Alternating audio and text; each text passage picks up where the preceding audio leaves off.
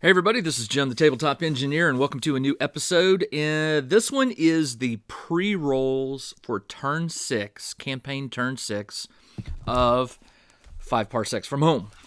I've got a lot going on right now because they are getting ready to leave the planet, so there's going to be some extra rolls. I was looking back over my previous notes just to see what's going on. I realized that at the start of turn 6, at the start of every 3 turns, you get a story point. So I automatically gain a story point this turn. And so what I'm going to do is I'm going to start on page 69, which is the travel steps, because I have decided to leave, what did I call this? This was Rigel, no, I can't remember. I can't remember the name of the planet that I'm on. That's okay. I've been there long enough. I'm tired of it. So I'm going to head on. Now, the first thing I need to do is decide if I'm fleeing an invasion. I am not. So I'm going to skip that part. And it says, regardless of how you leave, all rivals, patrons, and other people known to your crew on this world are lost. You're the only ones who need to relocate. That's if there is an invasion. I believe that the rivals I have, I did like wipe them out during the showdown, so I think that gets rid of them, but we'll cross that bridge. So right now I need to decide if I'm traveling. Yes, I am traveling. I am going, it's Signet 4. That was the name of the planet, Signet 4. I am leaving Signet 4, and I am going to pay my -6 credits to travel. It usually is 5, but I have a gas hog that I rolled up, which adds an extra credit. So I started out at 13 for this turn, so now I'm down to 7. And that is travel cost. Let's see. Cruise without ship. I'm not doing commercial or anything. I'm not traveling in a damaged ship. So the next thing is the travel event. And you roll a D100. And I've got a blue and a yellow. Blue is the tens digit. And I rolled a 38, which is downtime. Downtime says, it's a long time just to sit here. Select a crew member of your choice and add +1 XP. The crew has time to do maintenance tasks and can repair 1 damage with no roll required. Well, I don't have any damage, but I will give the XP to, let's see, is anybody close? I'm going to go ahead and give it to, Surge, only because +1 XP to Surge. He's my lowest man on the totem pole, so I need to get him built up a little bit. All right, not much there for travel event. Now we're at the New World. Okay, New World. Check for rivals. Any rivals you have will roll a d6. On a 5+, they opt to follow you. That's what it is. Now, I honestly cannot remember. I had a showdown with my rival. I think, and I forgot to check, but I think that when you do the showdown, if you win, they've had enough. I could be wrong, but I'm going to check it. But I'm going to roll it just in case.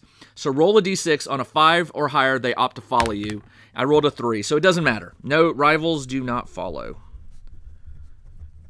But I will have to remember to check if I ever return to Signet 4, which I probably won't, but I spent enough time there, I'm done with that planet, but who knows.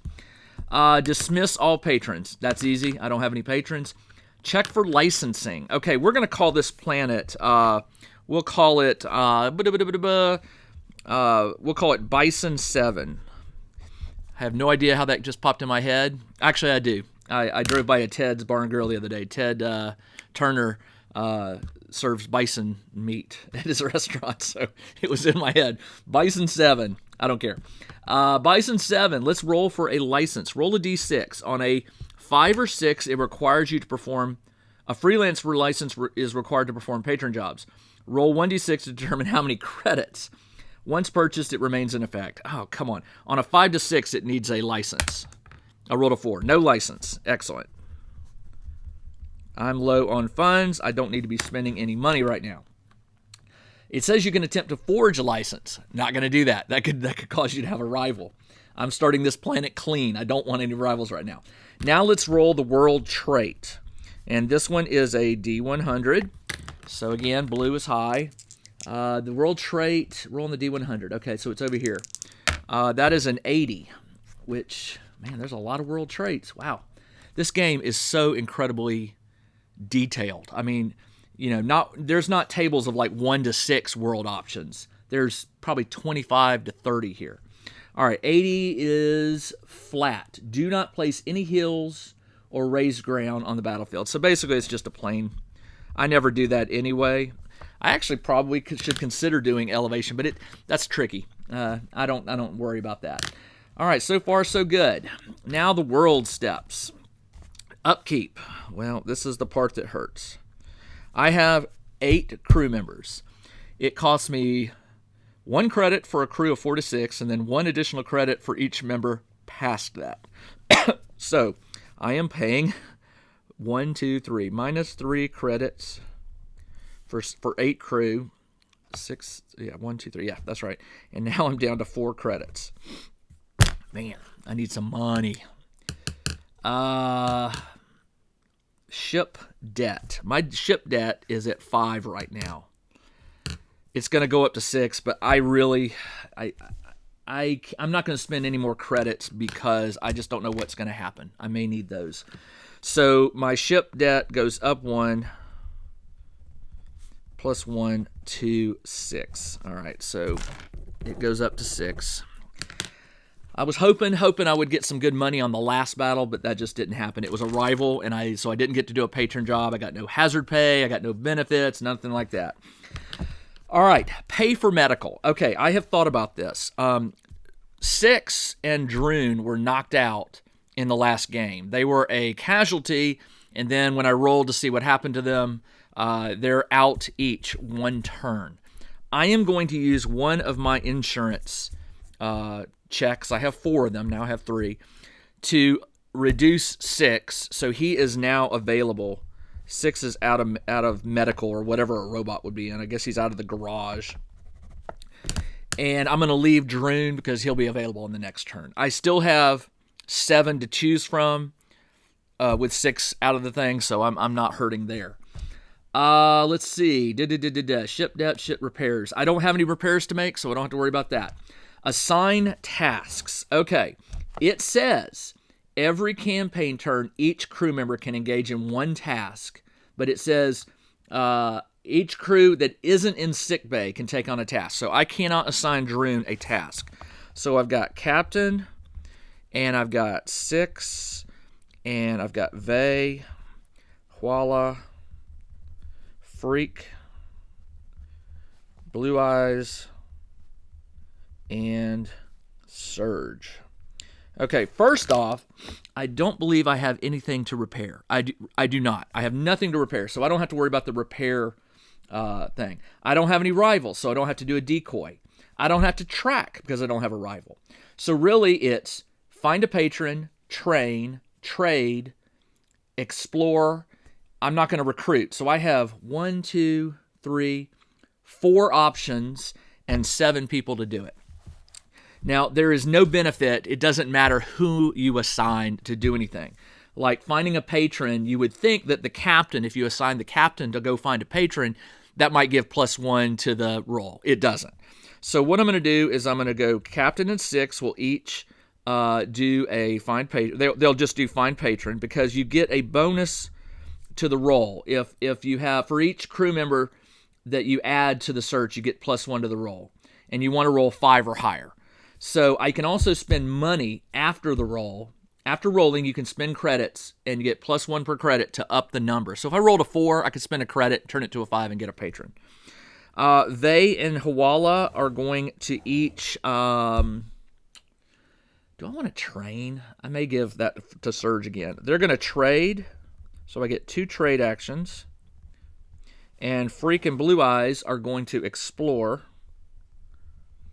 And most of these options when you explore and trade are good, but not all. Sometimes you cause trouble and you get a rival, or sometimes you get in trouble with the law or something like that. So, sometimes you may not want to do as many members going out and exploring. They could both get in trouble. And then Surge is going to train. So the train is easy. It's just +1 XP. So I shouldn't have X'd that out. So he's going up to 3. And let's do the find patron. All right, so you roll a d6, and on a 5 or higher, you find a patron. It says if the crew has an... All right. To find a patron and add the number of crew members who are looking. So I'm adding +2 to the roll. And I rolled a 3, +2 is a 5. So I did find a patron. So I have a patron, which is good. It'll give me options. I could choose an opportunity battle, or I might choose a patron job. We shall see. Okay, let's go to... I already did train. So let's go to trade. They is going to trade, and it's a D100. Blue is high. 25 is a local map. A local map, and it says... If you receive a quest on this or the following world, you may immediately add 1 member. So it doesn't really help me much. I'm already on a quest. And then Huala got a 47, which is something interesting. Roll on the loot table, page 131. Excellent. All right, the loot table, D100, is a 10, which is a weapon. I always roll weapons. The subtitle of the subcategory is 52, which is a special weapon. I like the sound of that. Special weapon is on page 132. And I rolled a 73, which is a shell gun. So he got a shell gun, which I believe is a shotgun, but it may have some, it has some benefit. Let me go ahead and look it up. It's funny, I'm getting better at finding the things I need. Shell gun it's like a shotgun, but it has a bigger range. It's 30 range. It gets 2 shots, no mod to the damage. It's heavy, which means there's a -1 penalty to hit if the fire moves.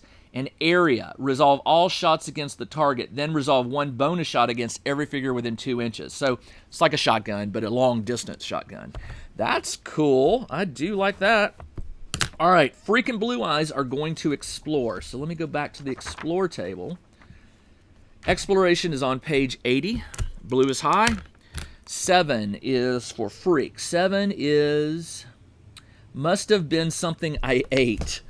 The character eats bad food and must spend 1 campaign turn in sickbay. Soulless and Kieran ignore it. So Freak has to go to the sickbay. He's out 1 turn, unless I choose to use one of my insurances to pull him in, and I probably will do that only because he has a 2-shot weapon auto rifle at a 24 range. He's also got a toughness of 4. He's gotten to be one of my better fighters. So if he goes out, that leaves me with Surge, Blue Eyes, Huala, Vey. Surge only has a single shot. I guess I could swap the weapons. I could say Freak gives Surge the auto rifle. I could do that. Droon's already out. The captain has a single shot weapon. I gotta get some more double shot weapons to these guys. All right. The shell gun. I got that. That's gonna go to the captain. That's an excellent weapon for him. So I'm gonna. Am I gonna leave Freak out? I hate to do that. That means I gotta pull Surge in, and as much as I want Surge in, he's just not that good right now. Wow. I'm gonna think about that. All right, Blue Eyes goes to explore. 33. Is that the same? Didn't I just roll that? No, I heard. I rolled. I forget what I rolled. 33. I rolled. Must have been something I ate, which is, what was that? That was 7. This is a 33, which is got yourself noticed. If you have rivals, select one at random. You will have to fight them this campaign turn. I do not have a rival, so that is just a wasted explore. All right. Good. All right, and then Surge gets the +1 XP. That is it for the exploration option. Now we go to the jobs. Okay, I only have a patron, 1 patron. So let's roll what he is. You roll a D10 to find out what type of patron. He is a 10, which is a secretive group. I like those. I have never had one, but if you get anything other than like local government or sector government, you get extra stuff. Secretive group gets +1 to the timetable. All right, so you may get extra time to do the job. Is there danger pay? You roll and add 1 for a corporation. This is not a corporation, so roll this. I rolled a 6, which is +2 credit danger pay. And let's see, time frame is a D10, and it says add 1 if you're working for a secret group. I am. I rolled a 4, so I rolled a 5. It's got to be done this turn, so no real benefit there. Now we do benefits, and what else? Hazards and conditions. Okay, I am a secretive group, so I'll be rolling on this last column. A benefit, I need to roll an 8 or higher. Hazard, a 5 or higher. And a condition is 8 or higher to find one. All right, so for a benefit, 8 or higher, I rolled a 10. There is a benefit. Hazards, 5 or higher. I rolled an 8. There are hazards. This is looking like a good job. Conditions, 8 or higher. 6. There's no conditions. All right. So on the benefits, you roll a D10. It's on page 83 and continues to 84. I rolled a 9, which is persistent. This patron remains available even if you travel. I have been wanting one of those. They stay with you. Nice. And then the hazard is also a D10 table. I rolled a 2. Dangerous job. Increase enemy force. Enemy's number is +1. All right. Increase the number by +1. All right. Assign equipment. I've pretty much done that. I'm going to give Banis Tristani, my captain, I'm going to give him the shell gun, was it? Yeah. Shell gun. So he'll get the shell gun, which will allow me to sell the colony rifle. I'm trying to sell those pieces of junk off. And resolve any rumors. You may find rumors. If you are not currently on a quest, roll a d6. If the roll is equal to or the number, I do have a quest, so I don't have to worry about that. Choose your battle. I'm not doing a rival. I'm doing a select your job. If you are not a technical, you may select. I can do a patron job, or I can do an opportunity job. I'm going to do a patron job because of the danger pay and the persistent. If you're successful, he likes you. So that's excellent. So let's go ahead and move on to page 88, where I'm going to roll up the battle. So I'm going to do a patron battle, and I'm using the first column here for the deployment conditions. The deployment conditions are 41 deploy conditions, and a 41 is small encounter. That usually means I can't bring as many people. A random crew member must sit out. Reduce enemy number by -1. -2 if they outnumber you. So -1 to the enemy. Now remember, I've got that +1 up here for the hazard, so that'll balance out. But it's also -2 if they outnumber me. So that's good. I like that. That's not bad. A random crew member. So I have to leave a random crew member out. So you know what? Rather than use insurance, well, I am going to use insurance because I do not want a random crew member. No, it says a random crew member must sit out. Does that mean I have to roll for the crew member? I think it does. All right, I'm going to burn the insurance so that Freak is back in. And then what I'm going to do is, because, well, 6 is in too, Droon is out. So that means 1, 2, 3, 4, 5, 6, 7. I'll roll a d10 and I'll re-roll 8s and 8, 9s, and 10s and see who's sitting out. 8, got to re-roll that. 7, that would be 1, 2, 3, 4, 5, 6. Surge is sitting out. Well, okay, I am glad. I hate to do that. I kind of wanted to get him some XP. He's sitting out this turn. So Surge is sitting out. Sit out.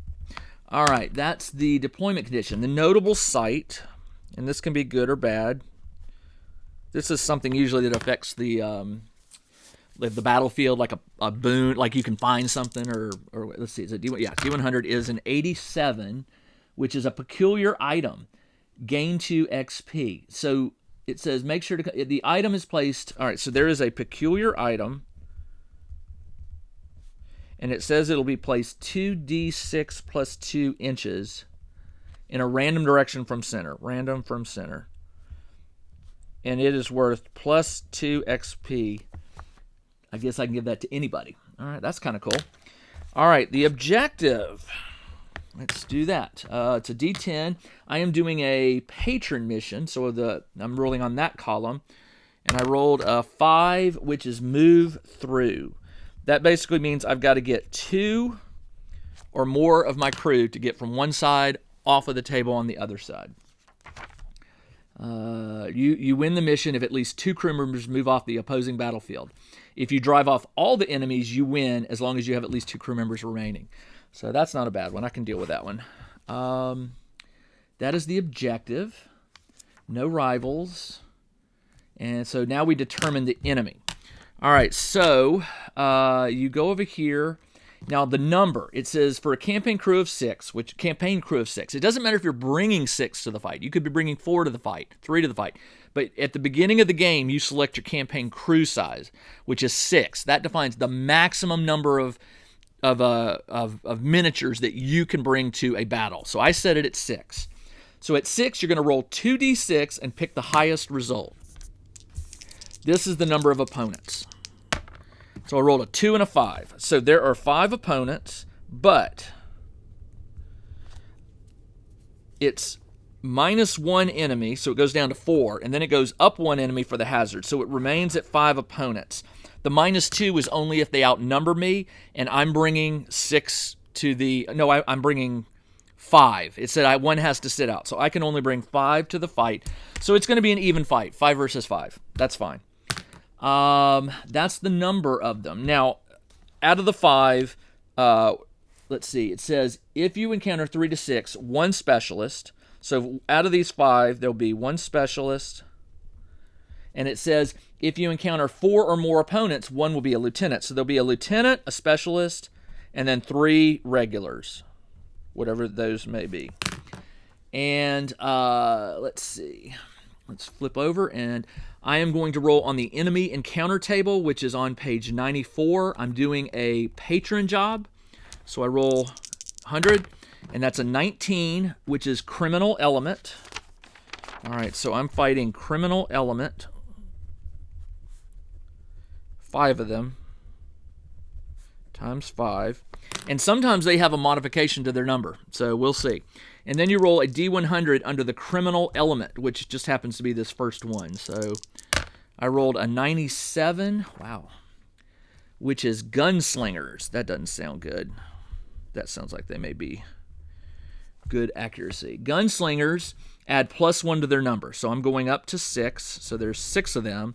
So there'll be, so if there's 6, if I remember right, that means there's still 1 specialist. So that just means there's 4 regular now. All right, so four regular.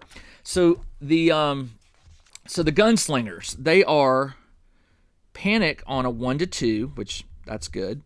They have a speed of 4, which is not so good. They have a combat of +1, not good. And their toughness is 3. I like that. Most of my guys are 4. They are also, their AI is T, which I don't remember what that is. T is tactical. They're tactical, so I'll have to read the rules on how to run them. And then their weapon types are what they call 1B. So you flip back here to the weapons.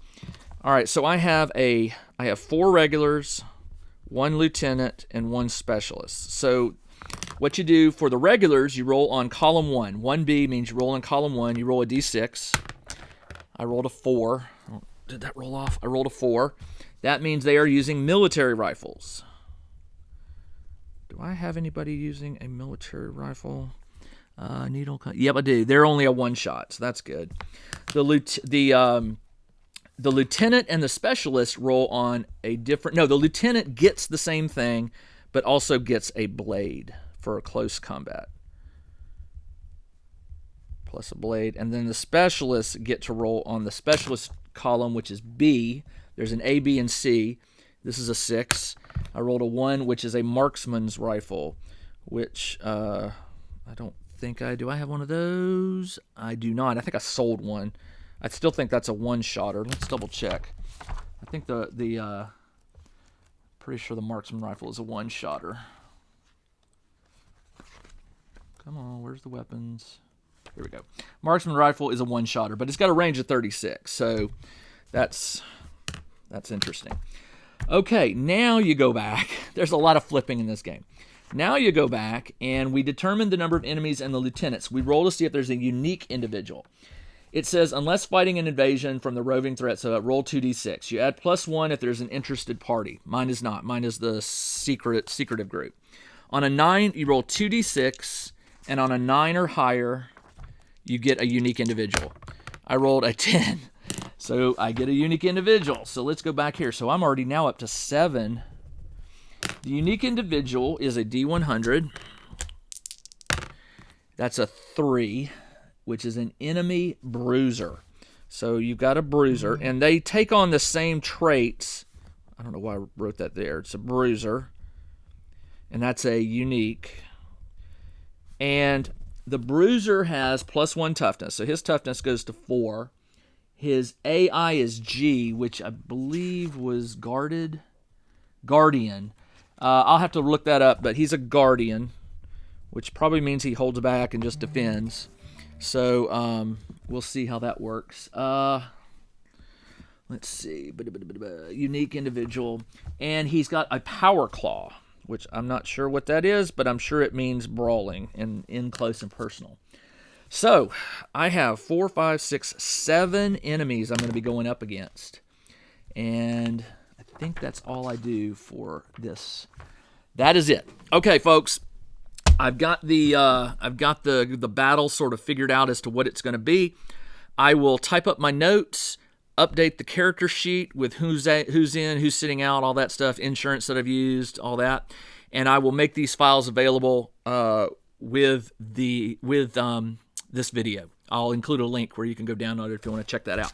All right, that's all I got for this episode. The next 5. I almost said 4. The next 5 against 5 Parsecs from home will be battle number 6. I'll see you there. This is Jim, the Tabletop Engineer. Everybody, take care.